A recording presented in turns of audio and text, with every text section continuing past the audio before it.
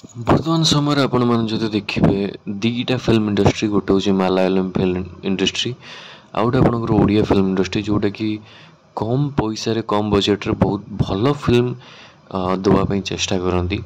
ଆଉ ବାକି ରହିଲା ଅଲଗା ଫିଲ୍ମ ଇଣ୍ଡଷ୍ଟ୍ରି, ସେମାନେ ବହୁତ ପଇସା ଖର୍ଚ୍ଚ କରନ୍ତି, ବଟ୍ ଫିର୍ ବି କଣ୍ଟେଣ୍ଟରେ ଏତେ ବି ଦମ୍ ନଥାଏ। ହେଲେ ଆପଣମାନେ ଯଦି ଦେଖିବେ ଓଡ଼ିଆ ଗୋଟେ ଏମିତି ଇଣ୍ଡଷ୍ଟ୍ରି 2022 ପାଖରୁ ଦମନ ଯେବେଠୁ ଆସିଥିଲା ସେବେଠୁ ଏତେ ମାତ୍ରାରେ ଭଲ କନସେପ୍ଟ ଭଲ କଣ୍ଟେଣ୍ଟ ଆସୁଛି ଏତେ କମ୍ ବଜେଟ୍ରେ, ଆପଣମାନେ ବି ଭାବି ପାରିନଥିବେ। ପରବ ହଉ, ପ୍ରତୀକ୍ଷା ହଉ, ଆପଣମାନଙ୍କର ବହୁତ ସାରା ଦମନ ହଉ, କର୍ମ ହଉ, ବର୍ତ୍ତମାନ ଆଇଛି ବୋଉ ବୁଟ ଭୂତ, ଏମିତି ବହୁତ ମାଲ୍ୟଗିରି, ବହୁତ ଫିଲ୍ମ ଅଛି ଯେଉଁଟାକି ଆପଣମାନେ ଯଦି ଦେଖିବେ ବିଶ୍ୱାସ କରିବେନି ଏତେ କମ୍ ପଇସାରେ ବି ଏତେ ବଢ଼ିଆ ମୁଭି ଆପଣମାନଙ୍କୁ ଦେଖିବାକୁ ମିଳିଛି।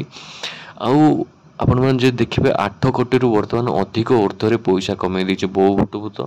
ଆଉ ଫିଲ୍ମଟି ହିନ୍ଦୀରେ ରିଲିଜ୍ ହେବାକୁ ଯାଉଛି ବହୁତ ଜଲ୍ଦି, ପୁଣି ଦମନ ଟାଇପ୍ରେ ହେବାକୁ ଯାଉଛି ବହୁତ ଜଲ୍ଦି। ହିନ୍ଦୀରେ ରିଲିଜ୍ ବି ହେବ ଏଇଟା, ହିନ୍ଦୀ ଭାଷାରେ। ଯଦି ବି ଏଇଟା ଥିଏଟର ରିଲିଜ୍ ନ ହେଉଛି, ଏଇଟାକୁ OTTରେ ରିଲିଜ୍ କରିବେ ହିନ୍ଦୀ ଭାଷାରେ। ଆଉ ବାବୁସାନଙ୍କର ଯେଉଁ ନେକ୍ସଟ ଫିଲ୍ମ ଆସିବାକୁ ଯାଉଛି, ଗୋଟେ ପାନ୍ ଇଣ୍ଡିଆ ଫିଲ୍ମ ଆସିବାକୁ ଯାଉଛି, ସେଇଟା ଆପଣମାନେ ଜାଣିଥିବେ, ସେଇଟା ଅନ୍ତରାମୀ। ଅନ୍ତରାମୀ ପରେ ବି ଆହୁରି ବହୁତ ବଢ଼ିଆ ଫିଲ୍ମ ଆସିବାକୁ ଯାଉଛି, ଯେଉଁଟାକି ହିନ୍ଦୀ ଆଉ ଓଡ଼ିଆ ଭାଷାରେ ଦୁଇଟା ରିଲିଜ୍ ହେବ।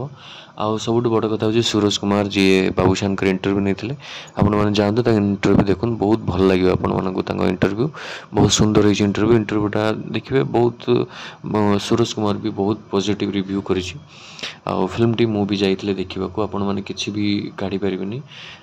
ଯାହା ବି ଟିକେ ଟେକ୍ନିକାଲ୍ ପ୍ରୋବ୍ଲେମ୍ ଅଛି, ବାବୁସାନଙ୍କ ଯେଉଁ ଛାତିରେ ଦୌଡ଼ି ବନ୍ଧା ହେଇକି ଟଣା ହେଇଥିବ ଉପରେ ଯେଉଁ ଭୂତ ଲାଷ୍ଟ ସିନ୍ଟା, ଆପଣମାନଙ୍କୁ ଟିକେ ଛାତି ସାର୍ଟ ଚିରି ସେଇଟା ଟିକେ ଦେଖାଯିବ, କିନ୍ତୁ ସେସବୁ ଆପଣମାନଙ୍କୁ ଷ୍ଟୋରିର ଦମ୍ ଅଛି। ଷ୍ଟୋରି ଦେଖିଲେ ଏସବୁ ସାଇଡ଼୍ ହେଇଯିବ, କିଛି ଆପଣ ଜାଣିପାରିବେନି। ଆଉ ଷ୍ଟୋରିଟା ଏତେ ବଢ଼ିଆ ହେଇଛି।